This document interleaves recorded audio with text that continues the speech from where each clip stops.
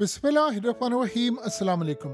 असल कहानी अब इंडिया के जेट क्रैश होने की सामने आ रही है और इस दफ़ा मोदी ने पीछे नहीं हटना। ये बात आप ज़हन में रखिएगा। ये बहुत बड़ा चांस है उनको अमेरिका से बदला लेने का, एक तो पाकिस्तान की जंग का और दूसरा ये मामला। सिनेरियो ज़रा समझिएगा कि हुआ क्या है।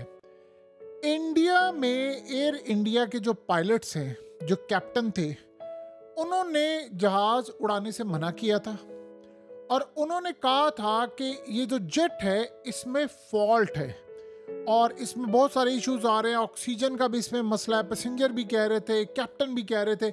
यानी हर तरह से सूरत हाल ये सामने आ रही है कि उन्होंने पहले से इनको इन्फॉर्म किया था कि उड़ाने के काबिल नहीं है। और उससे भी बड़ी डेवलपमेंट ये है कि दो कैप्टन एयर इंडिया के उन्होंने कहा था कि इसमें फॉल्टी ऑक्सीजन सिलेंडर्स हैं।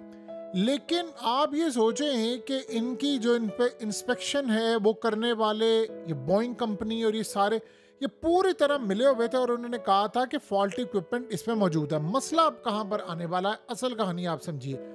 देखिए, आप सबको इस बात का तो ऑफ कोर्स पता चल चुका है। हकीकत टीवी ने ऑलरेडी इस पर वीडियो भी बनाई, तफसीली आपको बताया भी। ये जो शख्स आपकी स्क्रीन पर आ रहा है, सैम सालेपुरी, ये बेसिकली बोइंग का इंजीनियर था। इसने क्लियरली कहा था, ये जो आज तैयारा क्रैश हुआ है 787 ड्रीम लाइनर, उसने कहा था कि ये बहुत जल्द एक हादसे का शिकार होगा। ये इतने फॉल्टी हैं, इनको गलत तरीके से ज्वाइंट किया गया है, इनके पार्ट्स खराब हैं, इनमें फॉल्ट है, ये स्ट्रेस आउट होता है प्लेन और with the passage of time ये तैयारे गिरेंगे और बड़ा नुकसान होगा। और आज हम सब ने ये देखा। अब सिनेरियो क्या हुआ है, पायलट ने तो जो कहा है सो कहा है। अमरीकी वहां से यानी डोनाल्ड ट्रंप ने अपनी इंटेलिजेंस एजेंसी की पूरी टीम इंडिया को रवाना कर रहे हैं और वो अब करने क्या लगे हैं, वो इनसे ब्लैक बॉक्स हासिल करना चाहते हैं इंडिया से। इंडिया ने असल में 2025 में तकरीबन आज से 1.5-2 महीने पहले ही उन्होंने जो ब्लैक बॉक्स फोरेंसिक इन्वेस्टिगेशन करने के लिए पूरी लैब का क़याम किया कि हम यहाँ पर करेंगे। अब ये ब्लैक बॉक्स जो इस तैयारे के अंदर था, जो तबाही का शिकार हुआ, उसको लेने के लिए वो आ रहे हैं। वो ये चाहते हैं कि इंडिया वो रिपोर्ट पेश करे जो ये चाहते हैं। अब पूरी दुनिया के अंदर इस वक्त सवालात उठ रहे हैं बोइंग के ऊपर। देखिए, उसके विसल ब्लोअर सैम ने पहले कह दिया था ये सारे 787 तैयारे ग्राउंड कर दें, ये गिर जाएंगे, ये प्लेन्स। उसने कहा था बहुत बड़ा हादसा होगा, पैसेंजर सारे मारे जाएंगे, बचेगा कोई भी नहीं। एक शख्स बचा है और वो भी किस तरह आज खुशकिस्मती से बचा है कि उसने इमरजेंसी गेट खोलकर उसने कहा मैंने जंप लगा दी। अदरवाइज कोई सूरत हाल नहीं थी, बल्कि उसने तो याद रखा धमाके की सी आवाज़ सुनी है मैंने और 30 सेकंड में ये सारा मामला हो गया। अब आप देख सकते हैं रनवे के ऊपर कैसे जहाज उड़ा है और यानी आप ये सोचे सारे का सारा जो प्रोसीजर था वो चंद सेकंड में वो उड़ा है और तबाह हो गया है। अब यहाँ मसला सारा ये आने वाला है कि असल सवालात उठ रहे हैं बोइंग कंपनी पर। देखिए, डोनाल्ड ट्रंप के लिए ये कंपनी और अमेरिका की स्टैब्लिशमेंट के लिए और अमेरिका के लिए ये कंपनी बड़ी अहम है। ये तैयारे बनाते हैं, पूरी दुनिया के लिए तैयारे बनाते हैं। लेकिन अब पता ये चल गया, पैसेंजर्स भी जाहिर सी बात है जो टिकट्स बुक करवाते हैं वो भी देखेंगे कि हमें किस प्लेन पर सवार होना है बोइंग के। यानी अगर कोई 787 है, 777 है, उनके पार्ट्स खराब हैं, उनको फॉल्टी ज्वाइंट किया गया है, उनको बेतरतीबी से रखा गया है। सो लिहाजा इस सारी सूरत हाल में सारे पूरी तरह सोचेंगे कि हमें क्या करना क्या नहीं करना, क्योंकि अनसेफ असेंबली मेथड्स इस्तेमाल किए गए हैं टार्जन की तरह, जिस तरह सैम ने कहा था। अब असल कहानी ये है कि अमेरिका ये चाहेगा इंडिया से कि आप ये सारे का सारा मलबा कैप्टन पर डाल दें। अब सोचें, कैप्टन जो पायलट एक था, एक पायलट उसने 8200 घंटे उड़ाया है, एक ने 1100 घंटे। अब आप सोचें, एक ने 8200, एक ने 1100 घंटे, तो सोचे कितने एक्सपीरियंस है वो। तो क्या वो इस तरह की गलती करेंगे? वैसे भी आपकी स्क्रीन पर मनाजिर क्लियरली नजर आ रहे हैं कि तैयारा उड़ा है और उड़ने के बाद ही वो क्रैश हो गया है। यानी आप सोचे इसमें फॉल्ट कहां से आ गया। तकरीबन कोई 10 सेकंड के बाद, 15 सेकंड के बाद क्रैश हो जाना, इसका मतलब है कि तैयारे की इंस्पेक्शन जो हुई थी वो भी खराब थी, उसकी चीजें वो सब कुछ खराब और बुरी तरह तबाही का शिकार हुआ। अब अमरीकी ये चाह रहे हैं कि इंडिया हमारे साथ कंप्रोमाइज कर ले और हमें एक रिपोर्ट दे दे।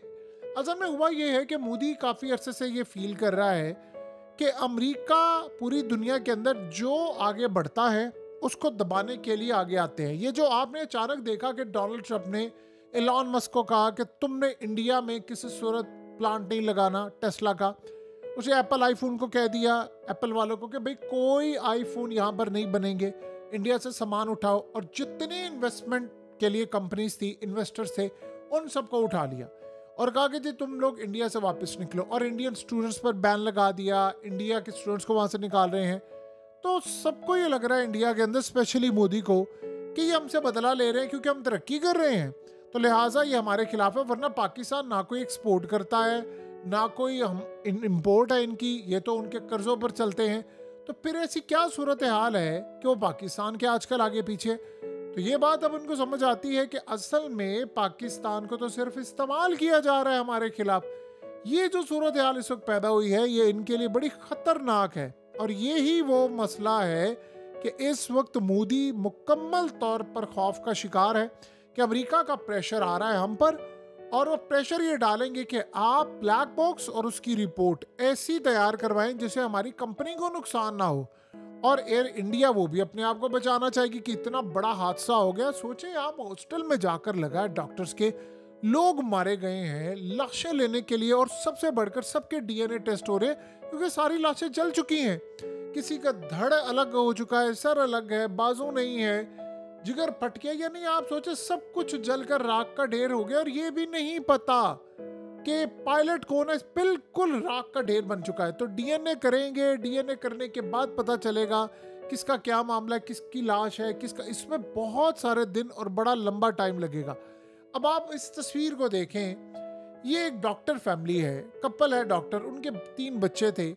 तो उन्होंने सेल्फी ली कि ठीक है, जैसे आप उतारते हैं सेल्फी टेक ऑफ से पहले, या आप लोग कहीं जा रहे होते हैं, तो आप मुकम्मल तौर पर पूरी दुनिया में कहीं पर भी हो, आप अपने रिश्तेदारों, दोस्तों, किसी ना किसी को आप पिक्चर्स भेजते रहते हैं। ये असल सूरत हाल हुई कि आप सोचो उसके बाद क्या बचा उनका। इस तरह के बहुत सारे लोग हैं। कोई पहली दफ़ा एक बीवी जा रही थी किसी की, यानी लंदन से, उसके खामन ने उसको वीज़ा भेजा और उसके बाद हो गई। इस तरह के बहुत सारे केसेस सामने आ रहे हैं। बड़े दिल दहला देने वाली दास्तान है। बेचारे सारे आप अगर गौर करें तो उसमें किसी ना किसी की कोई ना कोई कहानी है। लेकिन मसला अब सारा ये हो रहा है कि मोदी अब यहाँ चुप नहीं बैठेगा। उनके पास कोई मौका नहीं था। वो ये चाहेंगे कि एक वो ऐलान करें कि जिससे 787 जितने तैयारे हैं बोइंग के, वो सब ग्राउंड कर दें और कहे जी हमने ये उड़ाने नहीं है और अमेरिका की ये कंपनी ठीक नहीं है। इन्होंने अगर ये काम कर दिया तो आप ये समझ लें पूरी दुनिया के अंदर अमेरिका की जो बिलियंस और ट्रिलियंस ऑफ डॉलर की कंपनी है उसका बेड़ा गर्क हो जाएगा। ये वो कंपनी है जिसके शेयर्स नहीं गिरते, आज उनके शेयर्स बुरी तरह गिर चुके हैं।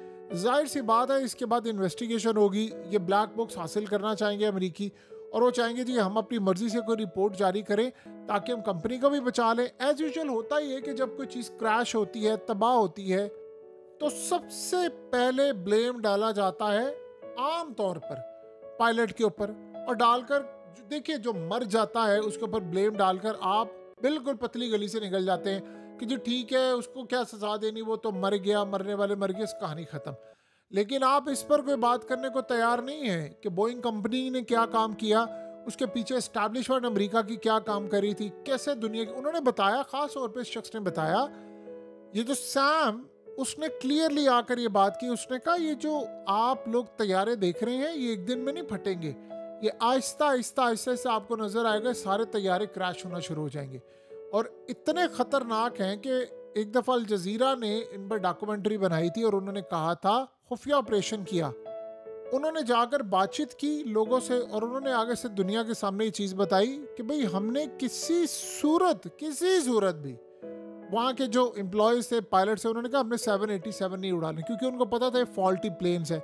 इस तरह न्यूयॉर्क टाइम्स ने खबर ब्रेक की सबसे पहले, इस तरह वाशिंगटन पोस्ट, बहुत सारे ने इनके बारे में बात की, लेकिन आज तक इनको सज़ा नहीं हो पाई। उसकी रीज़न क्या है?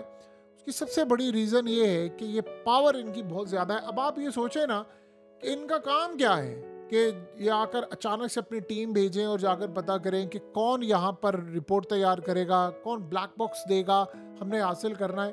तो कहानी अब खुलना शुरू हो गई है और हालात काफ़ी ज़्यादा ख़राब हैं। तो यही वो सूरत हाल अब इस वक्त सामने आने वाली है। अगले कुछ अरसे के अंदर आपको ये चीज़ें बड़ी अनफोल्ड होती नजर आएंगी कि इसके पीछे क्या कहानी थी, कैसे लोग फंसे, कैसे लोग मारे गए। और अमेरिका, याद रखिएगा, कभी गीली मिट्टी पर पाँव नहीं रखता। इंडिया से ऑलरेडी वो नाराज़ है और इंडिया अब चाहेगा कि वो बदला ले। यहाँ पर मोदी का इम्तिहान होगा कि वो क्या करता है। क्या वो अमेरिका के खिलाफ जाता है या उनसे मुकाबला करता है, ये तो आने वाला वक्त बताएगा। अगर इन्होंने कह दिया कि बोइंग के तैयारे ख़राब है तो बस आप ये समझ लें कि इस कंपनी का जवाल और बेड़ा गर्क आज से शुरू हो चुका है और ये किसी भी वक्त, याद रखिएगा, गिर सकते हैं सारे के सारे तैयारे।